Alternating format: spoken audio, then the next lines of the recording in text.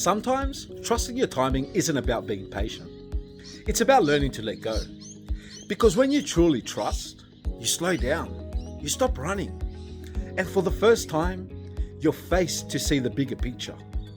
You're forced to face yourself and do the work. And that's where confidence is born.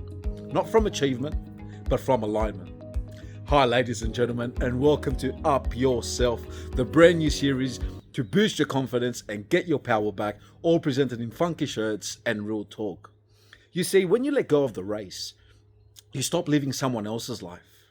You stop chasing and you start listening to you. And that's when things start to shift. Not just mentally, not just spiritually, but emotionally and energetically as well.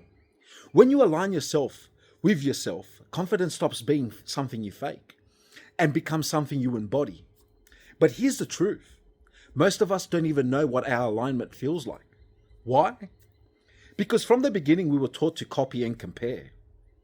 We were frowned upon for doing what felt right but didn't fit in society's expectations, or told it wasn't realistic, stable, or acceptable. Even from early on, grades in school, who's ahead, who's behind, who's doing better. We've been measured since childhood, lined up, ranked, and judged. So we started looking sideways instead of inwards. And somewhere along the way, we lost touch with ourselves. We began chasing someone else's dream, someone else's timeline, and slowly we started doubting our own. And remember what Einstein said, if you judge a fish by its ability to climb a tree, it'll spend its whole life thinking it's stupid. And that's what comparison does. It disconnects you from your own genius, your own pace, your own design. So if you feel like you're behind, that's not a flaw. It's just programming. And it's not your fault. It's conditioning, and you've been trained to look outside for validation, to believe there's some invisible clock you need to keep up with. But none of that reflects who you are. It's just noise, and it can be unlearned. And here's the deeper layer. Most of us are still carrying survival strategies we built in childhood, wounds we never fully understood, moments where we didn't feel seen, safe, or enough, even generational trauma, things that didn't start with us but still live in us. And those strategies, they're unconscious, formed in fear, still running our adult lives, in how we love, how we show up, and how we value ourselves.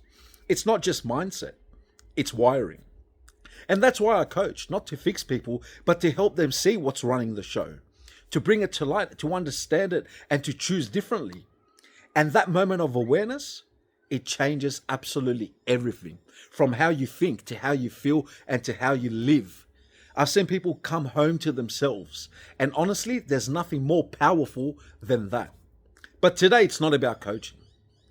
It's about you. Well, it's not about my coaching, sorry. It's about you. It's about giving you real grounded tips to help you understand your timing and start aligning with who you really are, so you can move forward with confidence, not confusion. So let's get stuck in. Number 1, unplug from comparisons. See, comparison is everywhere. Most of the time it's silent. You're scrolling and suddenly you feel behind. But remember, social media is not a highlight reel. Social media is a highlight reel, not a timeline. The more you compare, the more disconnected you become from your own truth. So clean your feed. Mute what pulls you out of alignment. Follow people who bring you back, like myself. Because seriously, what consumes you is what you're going to believe. And the less noise you allow in, the more clearly you'll hear your own rhythm again.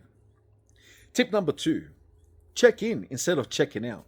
See, most people wake up and immediately plug into the world. Emails, notifications, opinions, pressure, before you even say good morning. So flip it. Before you touch your phone, ask, how do I really feel right now? What do I need today, emotionally, mentally, physically? What am I avoiding that needs love? See, you don't need a perfect morning routine, but if you want one, check out my first video. See, what you need to do is a moment of truth with yourself. That's how presence is built, through awareness, not silence. Tip number 3, acknowledge what you've already survived. Want to build confidence? Start with this.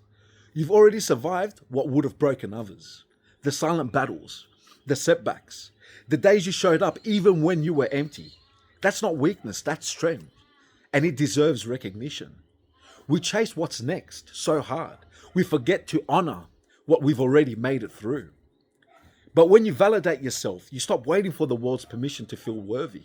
You know it. And that's where confidence is born. Tip number 4, stop wishing, start preparing. See, everyone wants a deep relationship, a better life, more success. But here's the truth. Wanting doesn't mean you're ready. You say you want a relationship, but are you emotionally available? Are you financially stable enough to take your woman out, build a home and support a future? Have you done the inner work to show up with love, not insecurity? Or are you still carrying the wounds that will sabotage every relationship that you go in? If we really look within, we usually find there's work to be done, healing to be done, habits to be shifted, discipline to build. And that's not a flaw, that's preparation. See, the universe doesn't delay to punish you. It waits until you're aligned. And sometimes we get that confused. So ask yourself, have I prepared for what I'm asking for? Would the version of me today actually be able to handle it? Am I truly ready, not just desired incapacity? Because when you're ready, things move. You'll stop hoping and you'll start receiving. Ladies and gentlemen, this is it for today. Up Yourself coming every Tuesday. Do not forget. Bye for now. I'm loving it. You're loving it. We're all loving it. Bless.